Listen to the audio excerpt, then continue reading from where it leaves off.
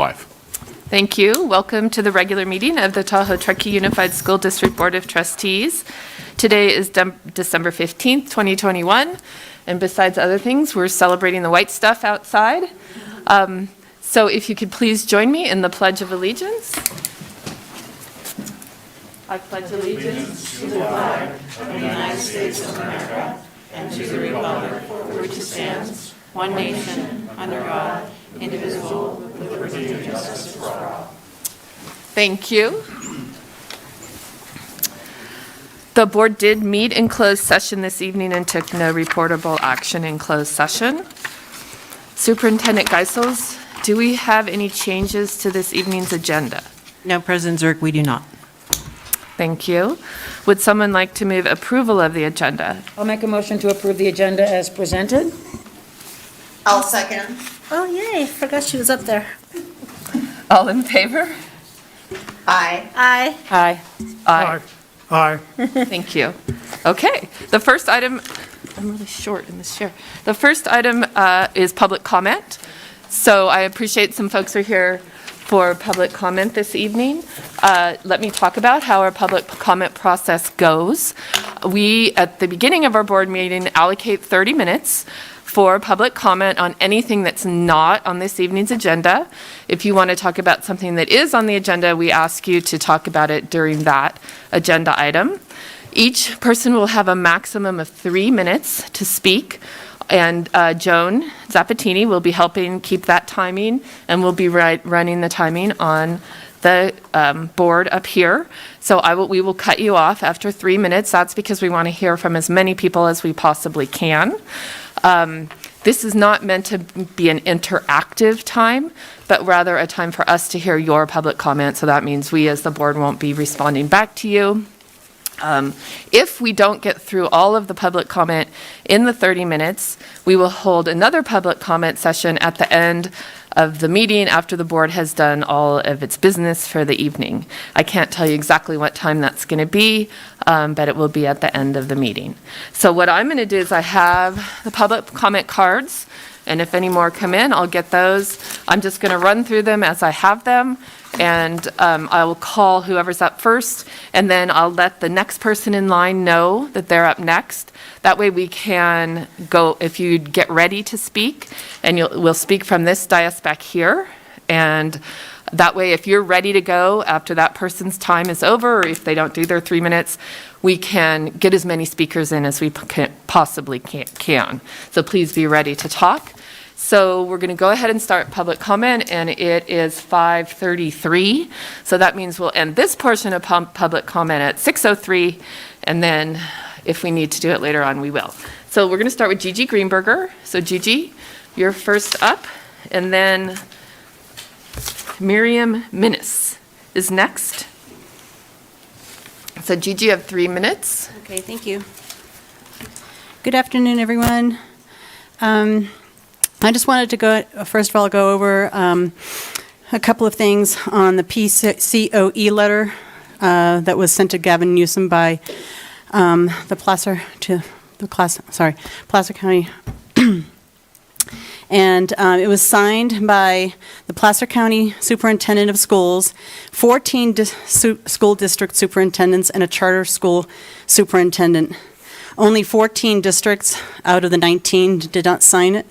And Carmen, you're one of them, and I had asked you this week why you didn't sign that letter. Just to recap a few of the contents of the letter is the letter stated how the parents were requesting a voice for choice in current masking restrictions and future vaccination mandates coming down, possibly, and the concern for schools that should be there possibly if families leave these traditional schools, and what that does to staff as well as your teachers. How many teachers would leave and how many children would leave? The concern over discussions in the communities. I can't even read my own writing. Concern over divisions in our communities. The request for the state to identify what benchmarks must be met to end masking in classrooms. In number 5, what restrictions must be tailored, that the restrictions must be tailored to local conditions, not a blanket universal restriction. And to also keep medical and personal belief exemptions, honoring the voices and decisions of our parents and families. So, again, I did ask you why you didn't sign that letter, and you sent me a reply with an attachment to the Sacramento Bee opinion article, which was kind of interesting as to that is why, one of the reasons why, or for me to read it, and basically it was just stating that these 14 other districts were being technically irresponsible by doing that, and I don't understand that, and I don't see where that's founded. Regarding our community, I asked, you also stated that the district board and I do not agree with the purpose of the letter, nor do we feel it accurately reflected the TTUSD community. And I would like to please challenge the board to, if there's any other, am I 3 minutes already? That's it. Thank you. Oh, my gosh. How about a survey next time to see where the community really stands Thank you. on this? So- Thank you. Miriam, you're up next. And then Margie Seaheader.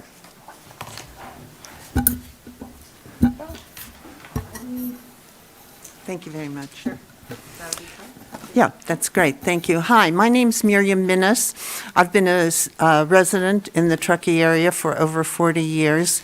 I have a background in education, both in the public, private, and homeschooling sectors. And so I'm extraordinarily, and as a teacher, a consultant, and an administrator. So I'm extraordinarily sympathetic to the difficulties that a situation like this presents to all of you and every person who works in the school district. However, I don't have skin in the game in the regard of my grandchildren are all in other school districts. But I do have skin in the game because I have relatives who fought in the American Revolution. And they fought for our liberties.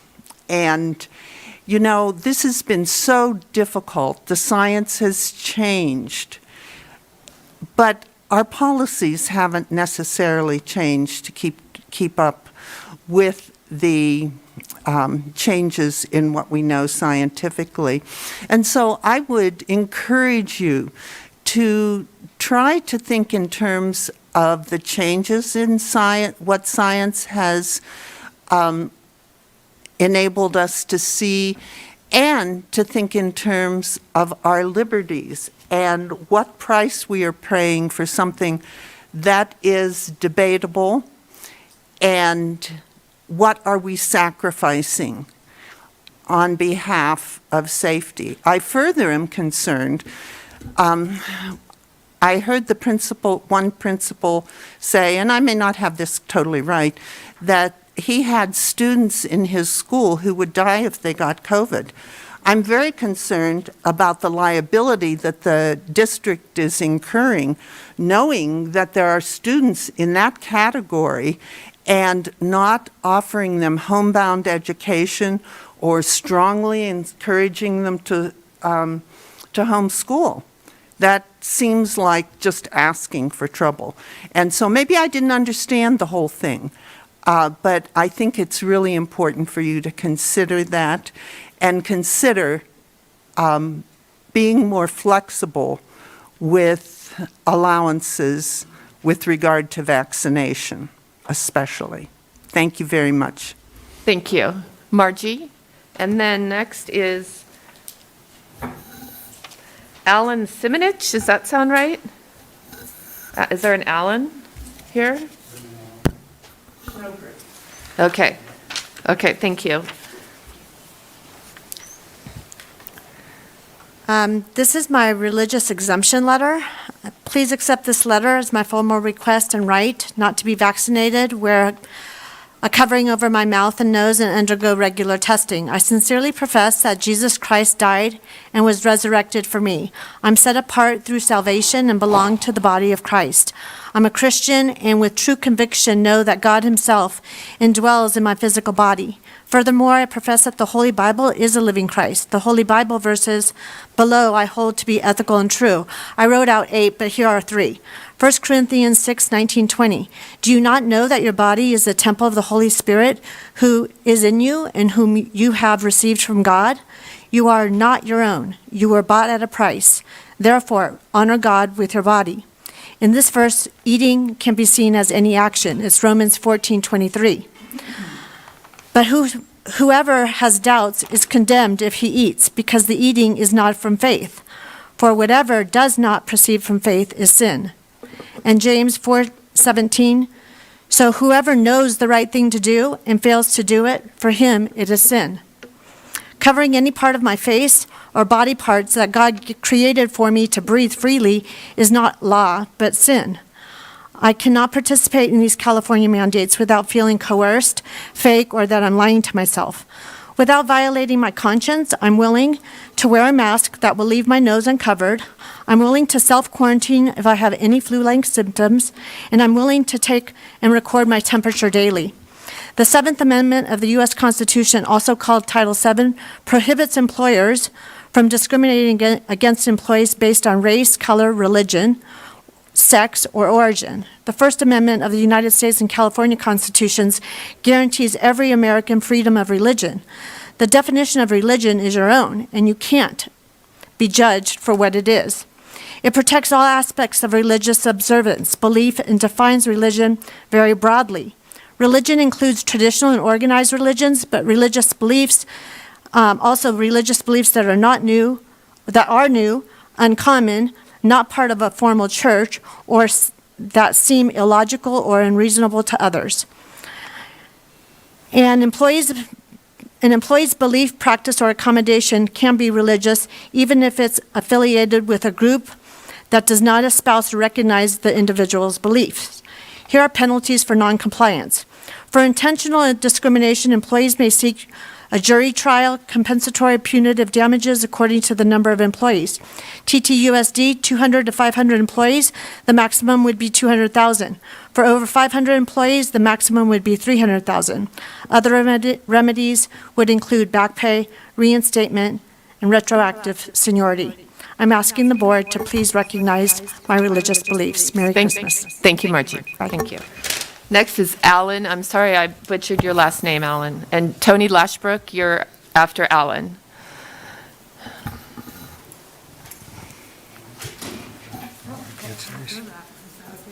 Okay, well, that's fine. I can squat down a little bit.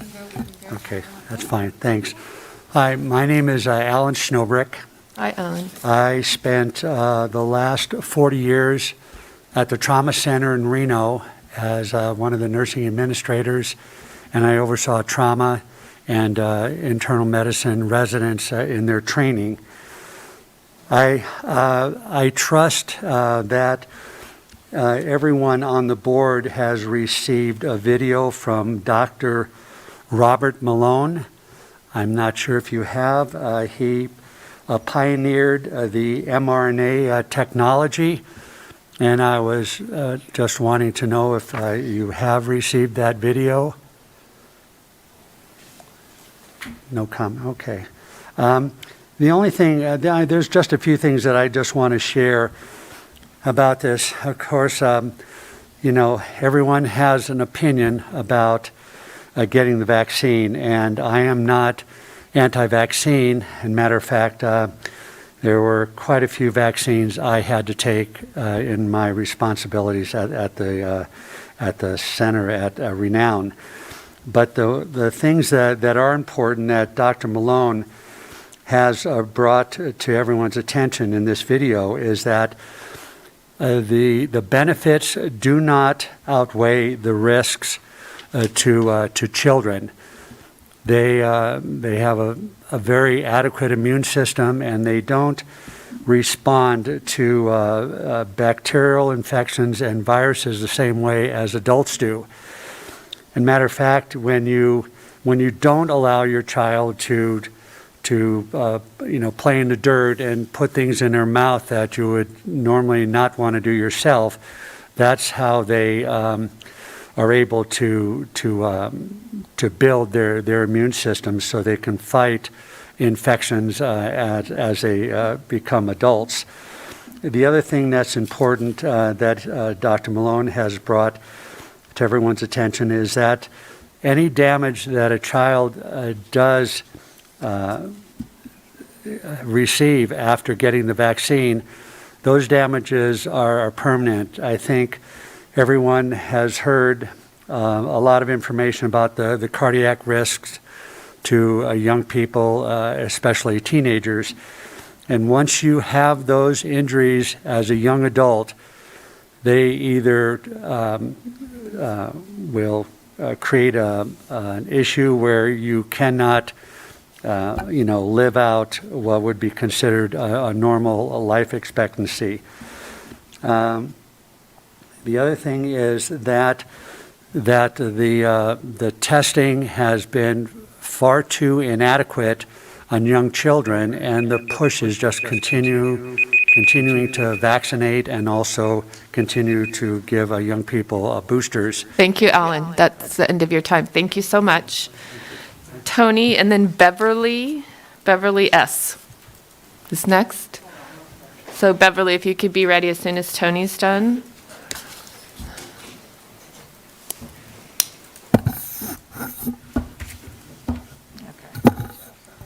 Thanks. President Zurich and honorable board members, my name is Tony Lashbrook. I'm here with my wife Jan. She's sitting next door. And we are 28-year Truckee residents and proud parents of 2 children that are complete products of the TTUSD system, as well as the Cal State University and University of California system. We're here tonight to support the district's implementation of the state's decision to require COVID vaccines for all teachers and staff. This district can't really choose to ignore the state mandate. So this whole discussion, this ongoing discussion, is really wasting valuable time that could be better spent enhancing the education of our children. Not only that, but the vaccine has proven to be the best method to limit the spread of the virus and to minimize the health impacts on people that become infected. Failure to vaccinate our school staff creates unnecessary exposure and risk for our children. It's important to be mindful that these are public schools and attendance is required. While individual rights are extremely important, school staff refusing to vaccinate or even to participate in regular testing is unreasonable and downright selfish. We need educators that are enlightened and selfless, not dogmatic and selfish. Thanks for all you do to make our children's education the absolute best it can be. Thank you, Tony. Beverly, and then Nina Winans. Hi, I'm Beverly, and I'm a Truckee resident since 1977. I have 3 grandchildren whose father spent 8 years in the military and special forces. During those 8 years, I learned more than ever what it means to live for truth and liberty. Our son is a man that lives for his family and wants to do what is best for them, as so many parents here. I'm following in his footsteps and living for truth and liberty. It's not my nature to confront or either enter into conflict, but after my own research and identifying hypocrisy, I realize I too must do what is difficult. Although I've been researching and reading about the COVID vaccine mandate for many months, I only began my public journey last week by going to coffee with Superintendent Carmen at Truckee Elementary. I needed to hear from myself Carmen's position, and from you, Kim, who was also present at that informal meeting, and I thank you for that. Children have no one to speak for them except those that are entrusted with protecting and caring for them. In essence, I see myself as a lobbyist for them. Lobbyists for corporations and special interest groups seem to be very effective with their efforts in getting laws changed or tabled for the benefit of whomever has hired them. May I say that the average salary of a lobbyist is $100,000 and up to $500,000. The lobbyist for the California Correctional Peace Officers Association was quite effective in appealing the state employees' vaccine mandate. This appeal was realized on November 26th of this year. Supporting the appeal and the California prison guards should not be included in the mandate was Governor Newsom. Being a person that looks for inconsistencies in supposed truth, I wondered how that could be. Governor Newsom has been such a proponent of COVID vaccinations for children. Why would he think that adult prison guards, arguably much more vulnerable than children, do not need to be vaccinated? I can't definitely answer that question, but this association gave $1.75 million to the campaign to prevent the recall of Governor Newsom. According to the CDC, children ages 5 through 11 are the least affected by COVID, and yet Governor Newsom says vaccinate these children with a vaccine that has not had the time testing of all the other wonderful vaccines. But it is okay to not vaccinate prison guards? I am appealing to you as an unpaid lobbyist for the children in our district whose parents want their children educated in our school system, but are currently very concerned with a vaccine that has not stood the test of time as other vaccines have. Thank you. Thank you, Beverly. Nina Winans, and then Tracy Cuneo would be next. Thank you. Appreciate the ability to speak with our community here. My name's Nina Winans. Been here for 28 years. Raised 3 kids through the school district here, and happy to say that they are on their own feet out in the world and doing quite well with a background of not just the schools here, but I think the amazing community that we have. I'm also a sports medicine physician, and I've been very involved in a lot of programs with the school district, collaboratively with Taft Forest Hospital District, to provide safety measures for our kids. As medical director for sports medicine with Taft Forest Hospital, and as medical director for wellness program and medical director for physical therapy, we have created some amazing programs to prevent our kids from having concussions or second impact syndrome and end up with long-term disabilities because of that. We have provided programs with BFIT to do exercise in the classroom to improve the fitness and learning abilities of our kids. We have worked on improving our immunization numbers so that we have actually community immunity. And this is really a big concept that I think is really hard for a lot of people to understand, but we need a certain amount of people to be immunized against viruses that is how we got rid of the polio epidemic. This is how we almost got rid of measles, which has resurfaced because we don't have high enough vaccine rates. So it is important that not just I get my vaccine and all of my family, but that everyone around us also do, because we're then protecting the weakest in our herd. And some of those weakest in our herd are not able to get the vaccine. They have cancers or certain autoimmune disorders that prevent them from that. We had a dear friend who was a babysitter for our kids at a young age, who took care of infants at Taft Forest Children's Center. And she passed away because she spent a lot of time holding babies, and one of them happened to not be immunized against a very common bacteria, and she died from a disease that was caused from that.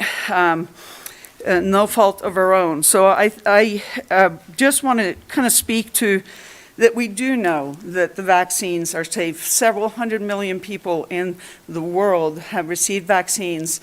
Many more people have died from COVID and had complications from COVID than any vaccine. This is actually, it's not perfect. We are seeing breakthroughs because now we're getting more and more variants. And that's concerning, and that has to do with us not having enough herd immunity in our community. I think the other thing that I just wanted to also speak to is masks. I have to wear a mask 12 hours a day, every day in the office. It's not for me. I'm fully immunized. It's for the patients that I take care of. Thank you, Nina. Okay, Tracy and then Beth Curtis.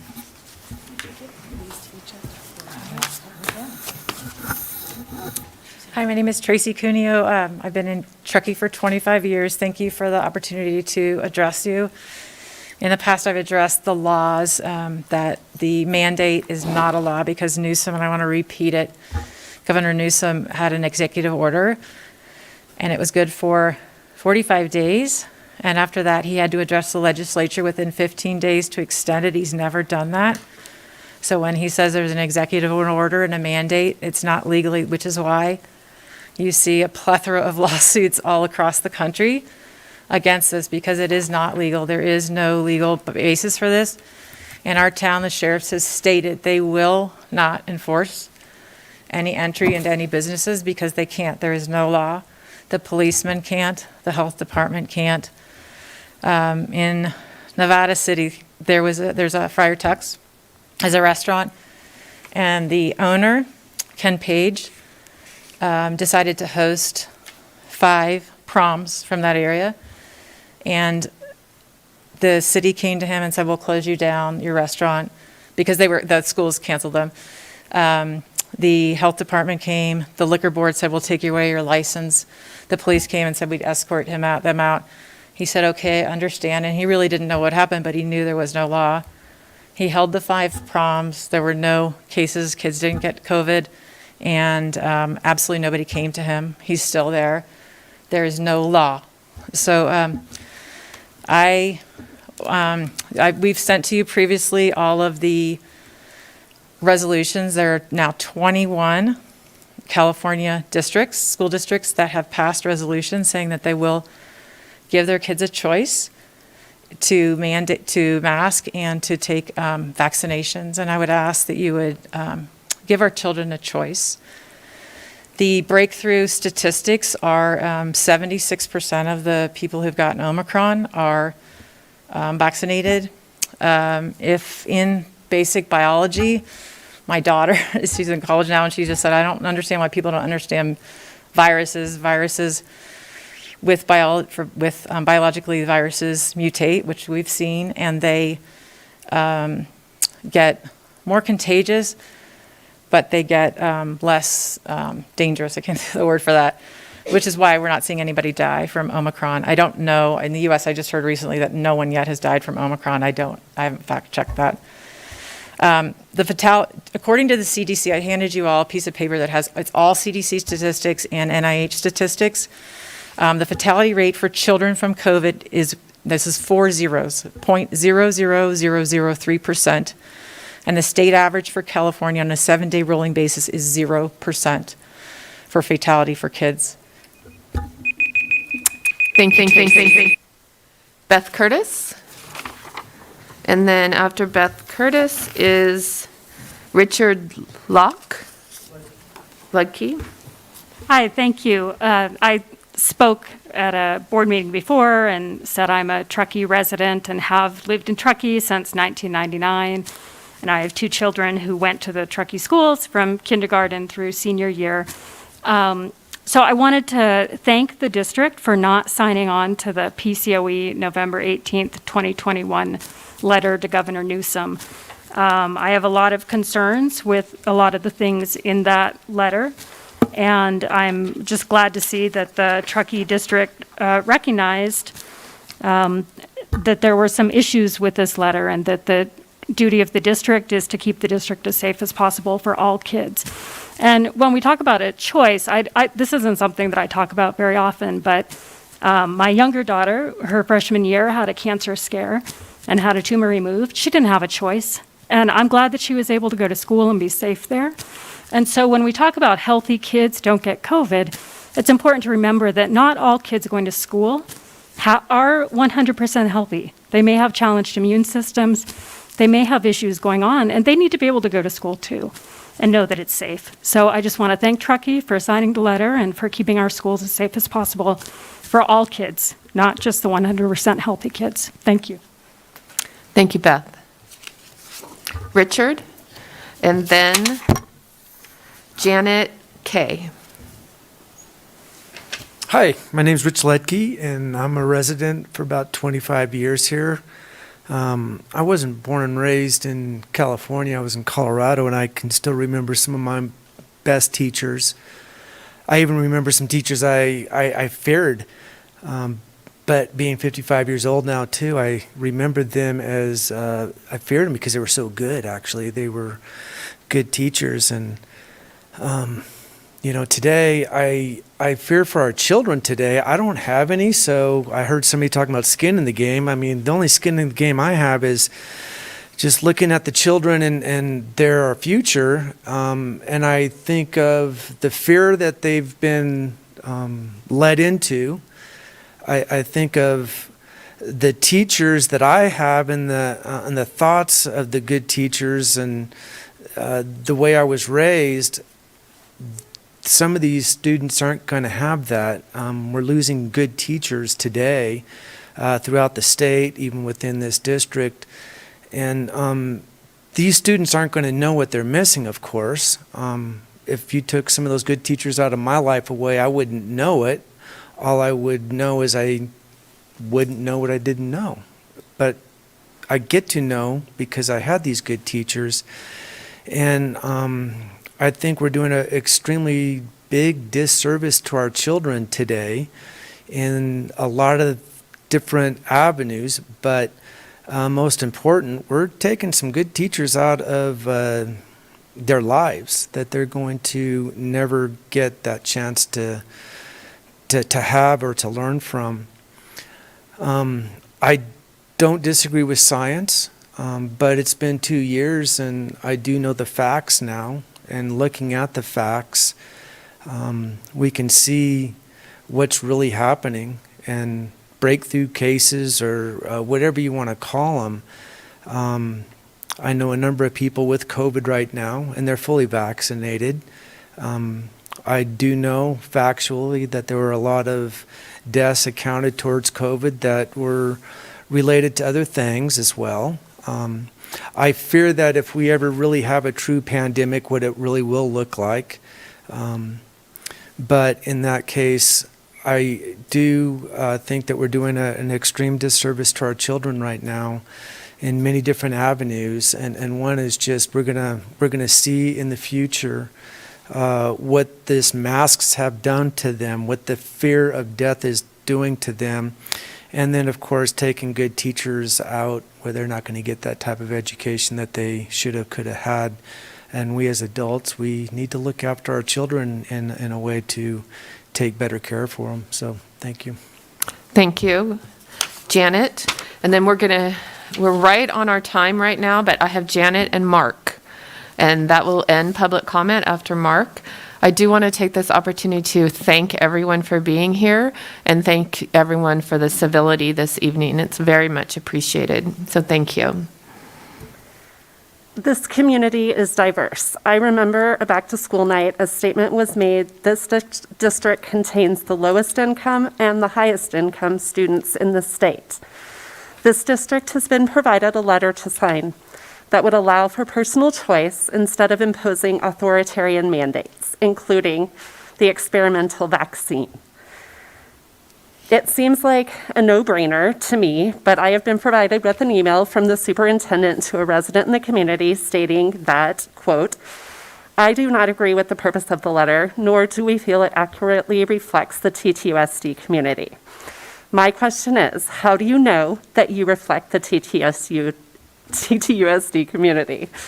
All of the community? I remember when the district was considering going back to in-person learning, a survey was conducted in Spanish and English.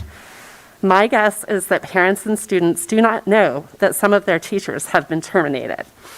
I believe that they do not really think that vaccine mandates will come to our beautiful mountain community. I only ask that you consider the whole community. I ask that you set up a line of communication for this very important subject with the people. I ask that you provide a non-biased community member as liaison to reach out for comment to underrepresented groups. I do not know what this looks like, but I know this matter is so important that you should completely consider it to the fullest extent.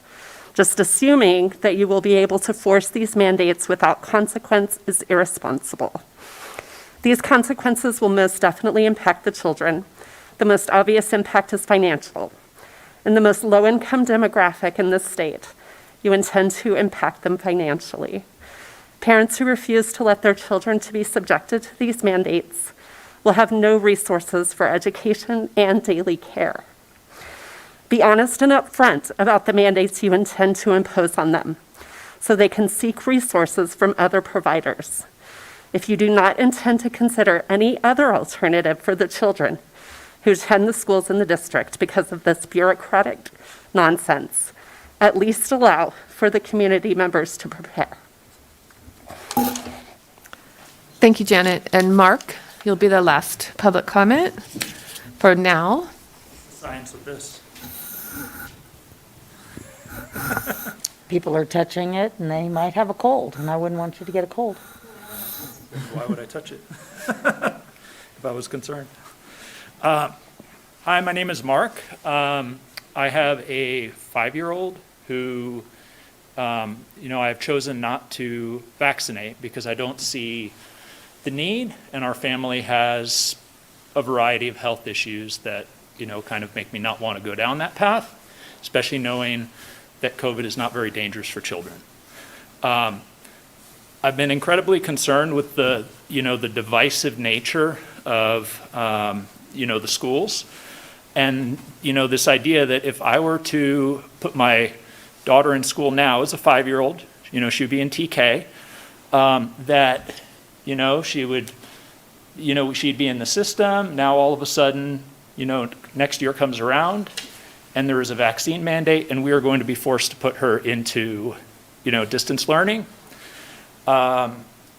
It bothers me because especially at that age, I don't have to put her in school. Right now we are homeschooling her, which isn't really required yet because she's not, she doesn't have mandatory schooling. And I would like to use the resources of the school district, put her in school, but I haven't done that simply because, worrying about the divisive nature of the vaccine mandate that's, in the process of happening for kids. The masking, which I feel is very detrimental to, children's development. And I just generally have concerns about, the way that kids are being treated through all this. I mean, we're now almost 2 years into a pandemic. We all thought this would long since be over. And the only way that this is going to be over is if we actually go and say, no, we're not going to, keep doing divisive things like firing Margie, forcing the kids to get a brand new vaccine that I think it's totally reasonable that a parent would have concerns giving to their children. In our family, some of the members of our family are vaccinated, some are not. Everyone has made that choice. It isn't divisive. I respect that people want to do certain things for their safety, but what I don't respect is that people want to mandate that other people do things for their safety. That's a fine line between taking responsibility for your own actions, your own health, and forcing your beliefs on others. And so all of this, the vaccine mandate, the masks, everything, this is about forcing behavior on others. And, when you do that, you had better be absolutely certain that you're doing this with the best interest of everyone at heart. There's certain things that are reasonable and there's certain things that aren't. And we really are getting to a situation here where, where kids are getting booted out of schools. Thank you, Mark. Appreciate it. Okay, thank you. That will close closed session for this evening. Or excuse me, public comment for this evening. And we will move on to our organizational meeting. So the first item on our organizational meeting is election of officers. Superintendent Geisels. Yes. As you know, school districts are, You guys, can you talk outside, please? I'd really appreciate it. We're trying to do business in here. Thank you. school districts are required by law to conduct an organizational meeting on specific date in December. So this date was approved on November 7th, and officers are to be elected. The officers that are to be elected are president and clerk. So we have a board policy requires that the superintendent be appointed as secretary. So that's what we need to do tonight, is elect our president and our clerk of our board. Okay. Would someone like to make a nomination for the president? I would. This public comment session that we have tonight is interesting, and we've had a bunch of them. And I thoroughly appreciate the way our current president is able to handle these with dignity and with care and kindness. And I would hope she would accept a nomination for yet another year. I'll nominate Kim Zurich. I will rapidly second that. And I do agree, that has been probably the best execution of guidance and leadership for our board. But, and there's a whole lot, there's a list, but I'm going to second that and move on. Thank you. Now, do we vote on that first and then, I think we do. Okay. So I'll note that there is no public here anymore. So I'm not going to continue to ask for public comment when we have no public. So let's see, we have a motion and a second. All in favor? Is it roll call? Yes, please. Okay, aye. Aye. Aye. Aye. Aye. Aye. Thanks, you guys. I think, whew, okay, for secretary, do we have a nomination for secretary? No, I'm secretary. Excuse me, clerk. Clerk. I didn't get a chance to really confirm, but I'm going to just say status quo unless you have any decisions. I would like to nominate our clerk extraordinaire, Galen Larson. I'll second that. Is that okay with you? Okay, roll call. Aye. Aye. Aye. Aye. Aye. Okay, thank you. Sorry, guys. And then set board meeting dates. So we have the calendar. Did anyone have any questions on that calendar? Galen? Yeah, I notice there's no meeting in July. Is that correct? At this time, there's not. However, we have the option, Clerk Larson, to be able to initiate a board meeting in July, should we need to do board business. Yeah. Okay, good. We've Thank you. traditionally done one in July. I noticed that also. I think we need to keep the opportunity there. Yes. Because you may find that you need to do business in July. But, so, any other questions on that? Would someone like to move approval of the board meeting calendar? I'll make a motion to approve the board meeting calendar as set. I'll second. All in favor? Aye. Aye. Aye. Aye. Aye. Thank you so much. And then we have our famous Committee on School District Organization, Ms. Levack. I believe you've been on that. And we need to re-nominate someone for that committee. Yes, we do. So nominations and a vote. Galen, go ahead. Do you want to go? I will make a nomination to sustain Kirsten Levack's position as the, what is it called? The staff reporting? Committee on School District Organization. There it is, sorry. Committee on School District Organization. I'll second. All in favor? Aye. Aye. Aye. Aye. Kirsten? Aye, I guess. Thank you. Okay, terrific. Okay, thank you. All right, that part's done. I just want to note, because of the snow and the weather concerns for this evening, and that, we did a minimum day for our students, we have staff here as well as board members, so we have done an exceptional amount of homework for this meeting, so that we will do the less of our presentations than we would ordinarily do, in the hopes that we can allow everyone to go home while it's as safe as possible. So I just wanted to point that out. The meeting may look a little bit different than folks are used to. So I'm sorry. So speaking of which, next is our update from our Superintendent Chief Learning Officer. On that note, I don't have much to share other than to thank our parents and our students and our staff out there for their flexibility these last few days for our snow days. Thank you so much for the TMO department and our leadership there that have been so supportive. And to announce that tomorrow morning is another weather watch. So stay tuned. Yep, be prepared. Yes. Hallelujah for the snow. Okay. The next resolution is to authorize the superintendent to sign an application for continued funding for the California State Preschool Program. Mr. Santos? Yes, thank you. So this is just a renewal. Every 2 years, we receive funding from the state to operate our state preschool, which is located at Truckee Elementary School. It continues to offer 2 options that we can go up AM and a PM for 48 total students. I do want to give Cindy Maciel, who's our administrator, oversees that, major kudos for the work that she does, as well as her staff, Vanessa, Delia, and I always forget Danelle. She is new, so I apologize. But definitely excited to have this renewal as allows what we say our littlest scholars to continue in the school system. So thank you. Littlest and cutest. Yes. Thank you. Questions? Would someone like to make a motion? I'll make a motion to approve Resolution 11. Leave it at that. It's a long one. I'll second. All in favor? Aye. Aye. Aye. Aye. Aye. Thank you very much.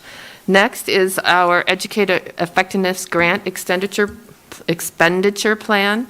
And we did receive this several days ago, so we had plenty of time to do our homework. This is the fast track grant from the state. So I'm here to answer any questions that board might have in anticipation of your approval.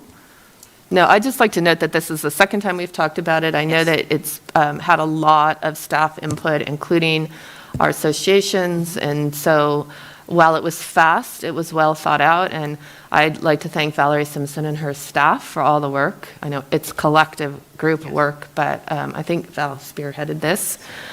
So would someone like to make a motion on this?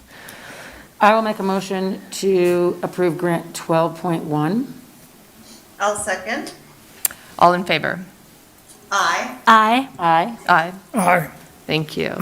And then our Martyrs Camp Community Foundation is generously providing a grant for our Sage Hen Outdoor Education Program. Yes, Martyrs Camp Community Foundation has awarded a grant in the amount of $12,000 to assist in funding the wonderful Sagehead Outdoor Education Program, and we would like to bring them back to recognize them at a future board meeting. Oh, that would be wonderful. Thank you.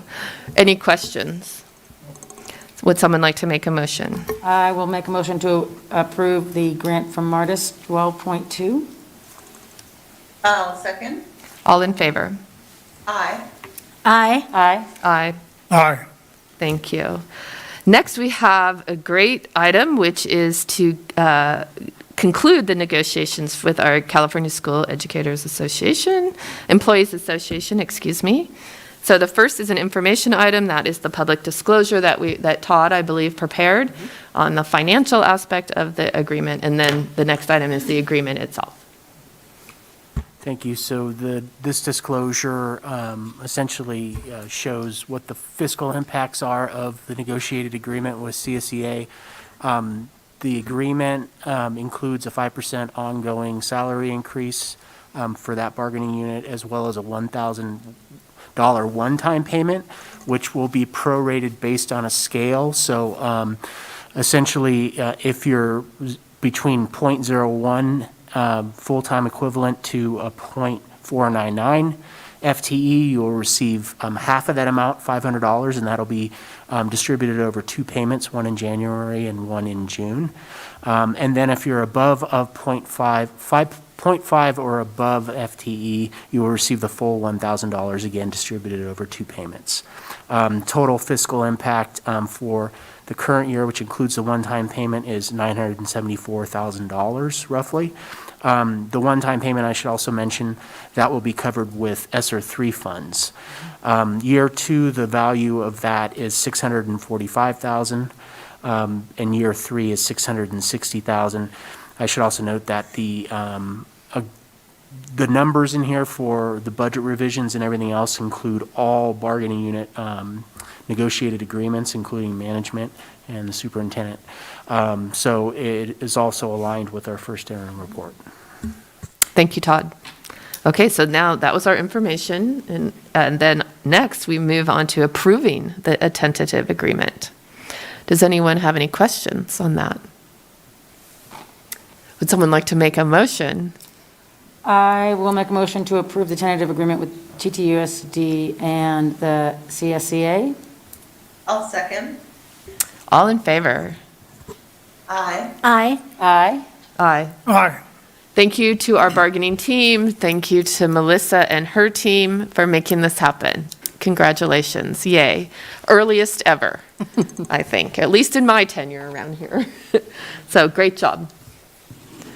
Okay, consent agenda. Do we need to pull any items from the consent agenda, Superintendent Geisels? No, we do not, President Zurich. Does any board member wish to pull any items? Would someone like to move approval? I'll make a motion to approve the consent agenda as presented. I'll second. All in favor? Aye. Aye. Aye. Aye, excuse me. Aye. Thank you. Next is our association reports, and first up this evening is CSEA.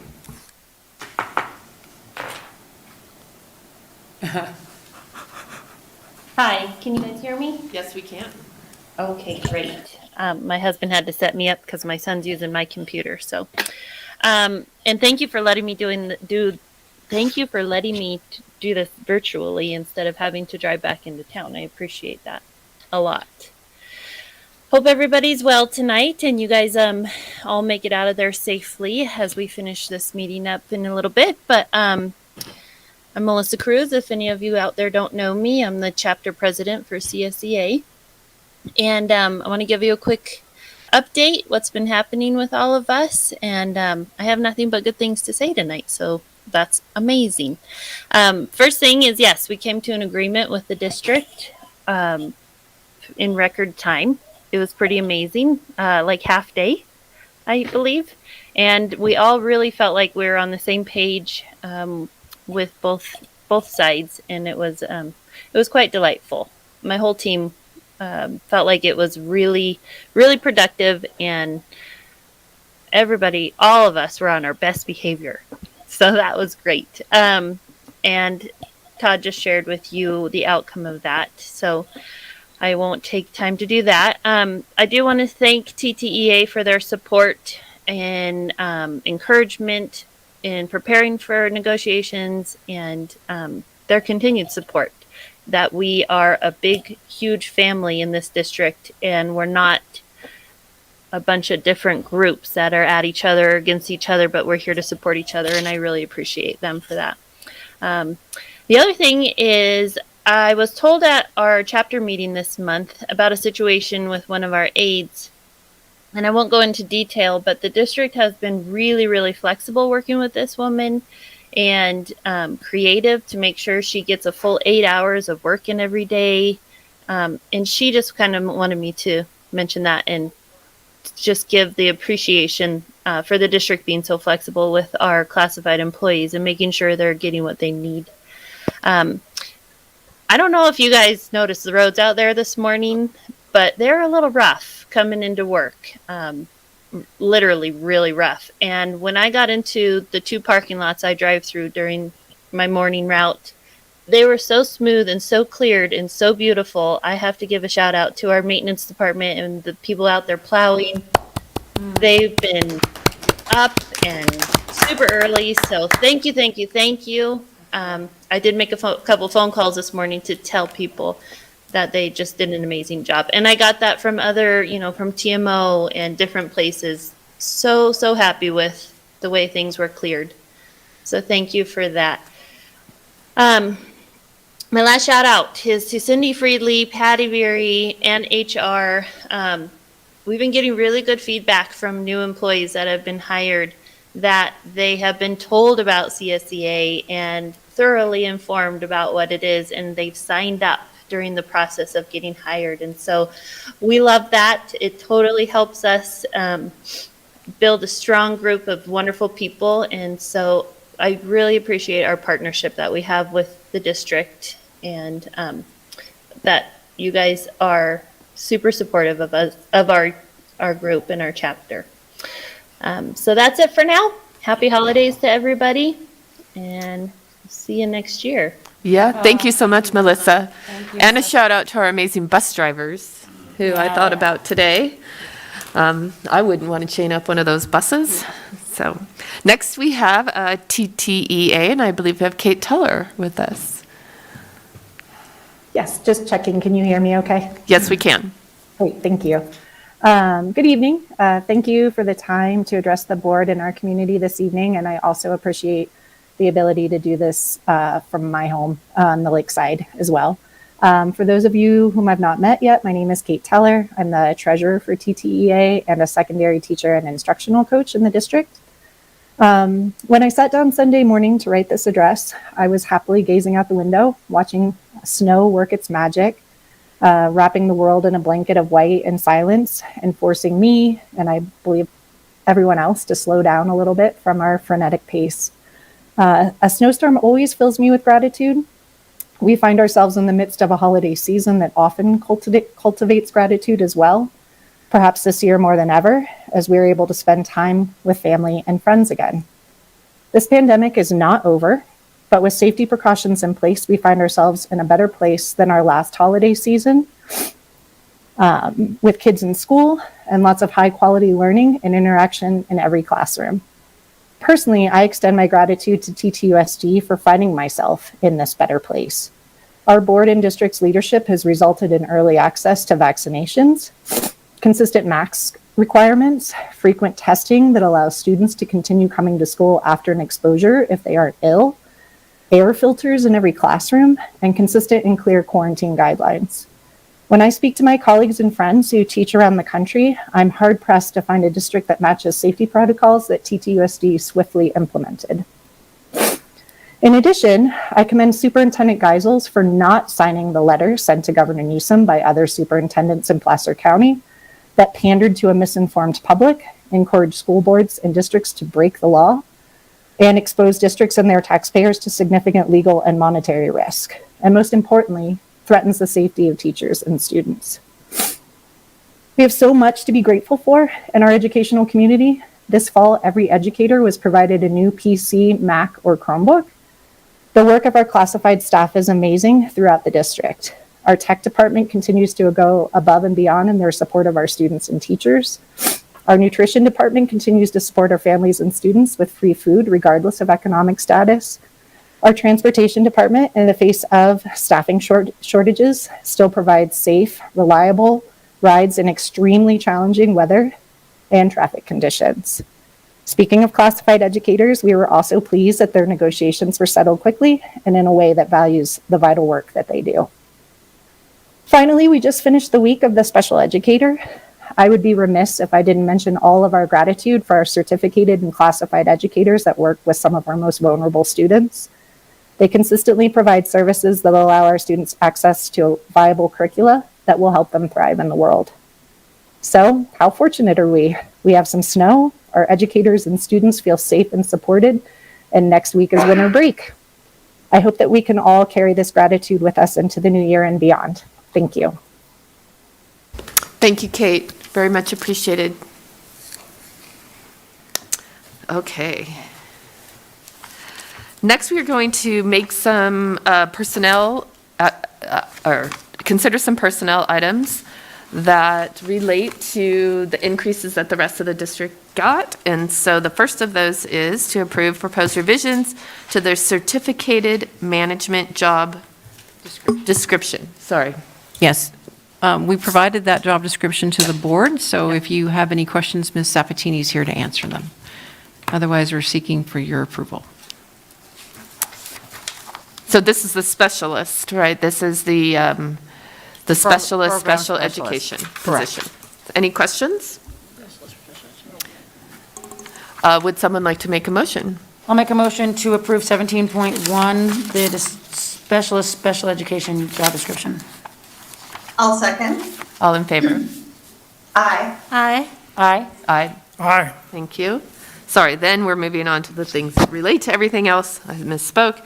So this is to approve the revisions of the certificated, classified, confidential, certificated management and classified management salary schedules. These salary schedules reflect the raise, the retroactive that Mr. Rivera was speaking of. So if the board has any questions, Ms. Apatini and Mr. Rivera are here to answer. I've reviewed those.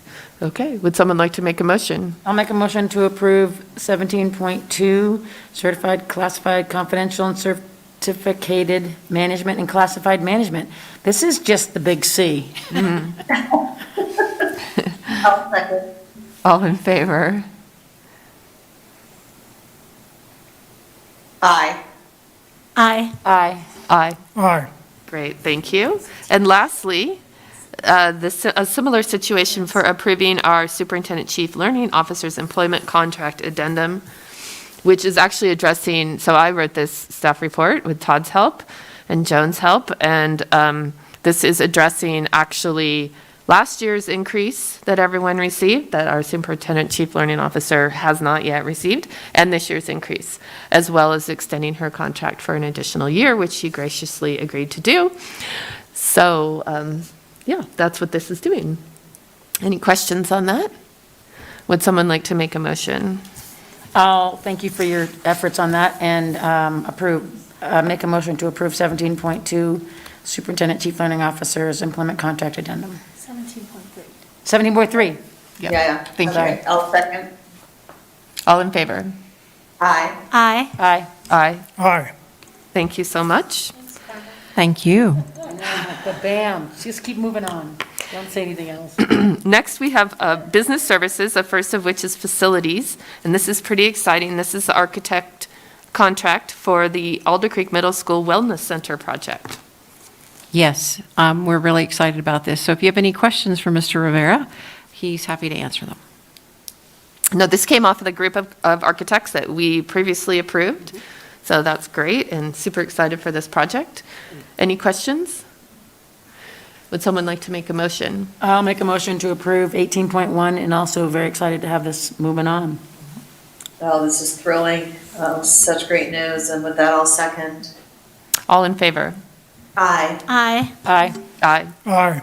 Yeah, Kirsten, who would have thought 12 years ago, all these wellness centers? It's wonderful. Yes. Then we move on to fiscal services. We have the first interim report. And I want to recognize Mr. Rivera, as usual, for the super informative introduction to your report. And it's probably the biggest changes I've seen. $4 million more in revenue, $4 million more in expenditures, mostly for salaries, which is where we want our expenditures to go to support all of our kids with amazing educators. So thank you for that information. So questions? Would someone like to move approval? I'll make a motion to approve 18.2. I'll second. All in favor? Aye. Aye. Aye. Aye. Aye. Thank you.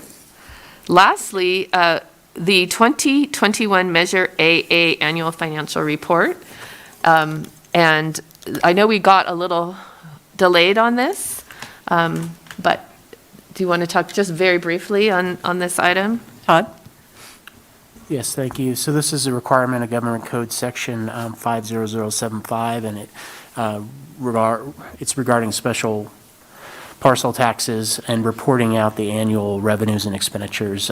So the district with Measure AA in 2020-2021 received a total of $5.59 million in parcel taxes. Our total expenditures were just over $5.7 million, which shows the deficit there, which the district does contribute from the unrestricted general fund to cover the full program. Thank you, Todd. And we just speak briefly, you do have a committee, and that committee had kind of gotten slowed down based on COVID, but you'll be meeting with that group relatively soon? Yes. Great, thank you. Other questions? Would someone like to move approval of the annual financial report? I'll make a motion to approve 18.3, the Measure AA Annual Report. I'll second. All in favor? Aye. Aye. Aye. Aye. Aye. Thank you. Okay. Then what we are going to do is recess the TTUSD board meeting to hold the annual meeting of the District Financing Corporation. I don't have the agenda for that. Do I? Here, sorry. Oh, no, wait, it's on here. I've got it on here. Okay, thank you. Okay. Thank you, Kayla. So I will call to order the Tahoe Truckee Unified School District Financing Corporation meeting of December 15th, 2021. Would someone like to move to approve the agenda? I'll make a motion to approve the presented agenda. I'll second. All in favor? Aye. Aye. Aye. Aye. Aye. Thank you. And then we need to approve the minutes from last year, December 16th, 2020. I'll make a motion to approve the minutes. I'll second. All in favor? Aye. Aye. Aye. Aye. Aye. And then we have a report on the status of projects and debt financing that we were provided. Do we have questions on that from Mr. Rivera? Mr. Rivera, did you need to tell us anything that? No, well, just that these are project statuses of projects that are funded with the 2019 COPs, and we reflect what the original par amount of those COPs were, along with the project funds, revenues, proceeds from that, and then what we've spent so far, as well as the repayment of the debt. Thank you.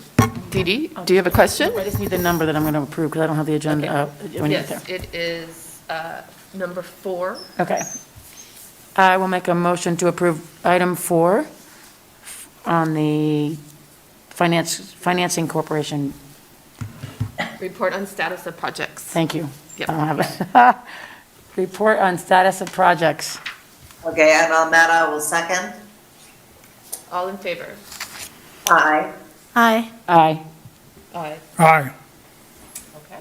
And then next we do officers, and what we've done traditionally is that the board president is the president of the financing corporation. The clerk is the treasurer, and as such, I'd like to nominate Dee Dee Driller as the vice president of the financing corporation. You've been holding that post, and if that's okay with you? Yep. I'll second. Great. All in favor? Aye.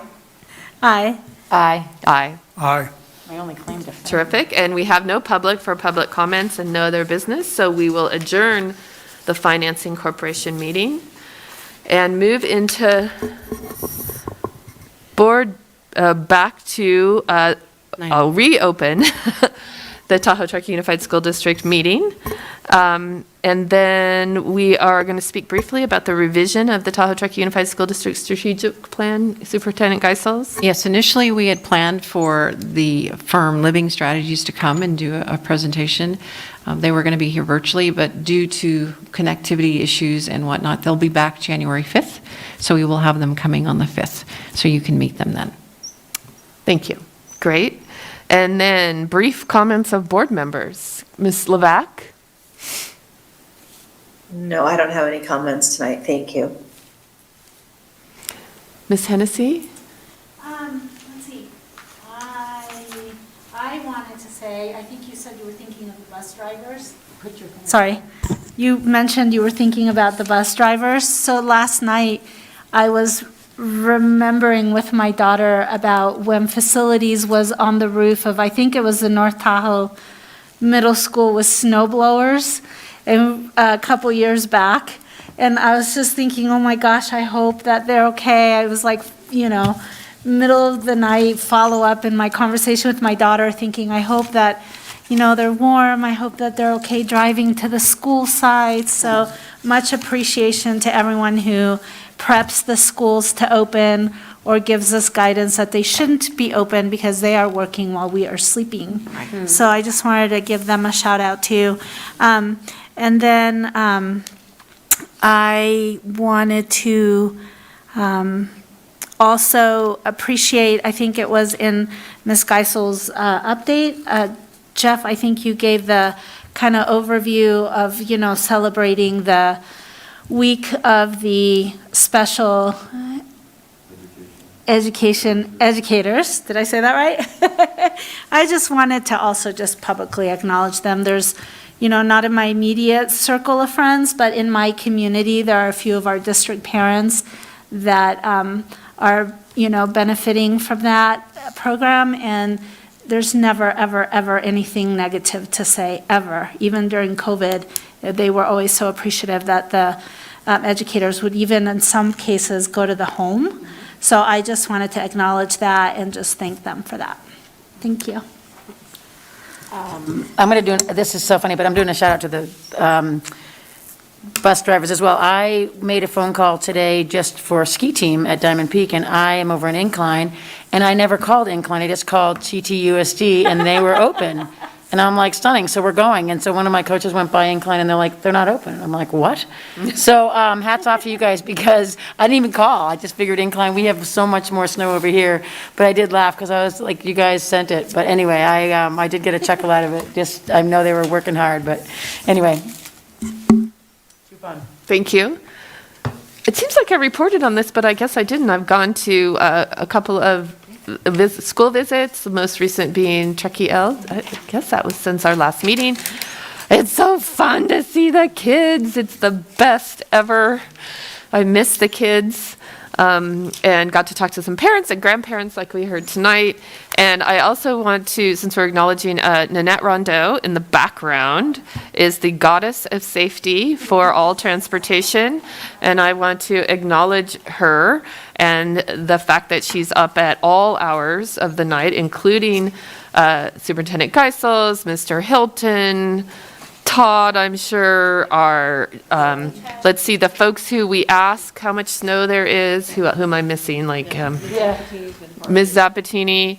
I laughed. I slept in as a retired person this morning, didn't get up till about 6. And there's a text from Superintendent Geisels at 4:36 a.m. saying, are you up? Like, for once, I'm not. But anyway, appreciate. That is a hard call. You can't win all the time on that call, but it's always about safety. And Nanette is the queen of safety, so thank you. Thank you. I'm going to be brief, but I want to talk about COVID again. A year and 9 months ago, when this all started, our benchmark was 10 cases per 100,000 people. If we got in the county below that, we could open our school. Today, California's rate is 16 above that. That's across the population of California. In our district, TTUSD, our students and our staff, in the last month, we had 92 new cases, 92. Now, to normalize that to the, how many cases is that per 100,000? That's 70 cases per 100,000 that our kids, and not so much our staff, but mostly our kids, school-age kids, they get it, and they're getting it. That's 5 times more the California average. I mean, first off, that boggles my mind. Why is that happening? But it's not happening at the schools.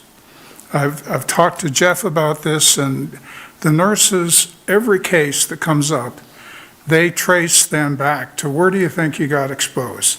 Who have you been around since then? And how do we prevent it? So very few of these COVID cases are infected at TTUSD, at the school. And why is that happening? It's because we have, oh my gosh, vaccines and testing and masks.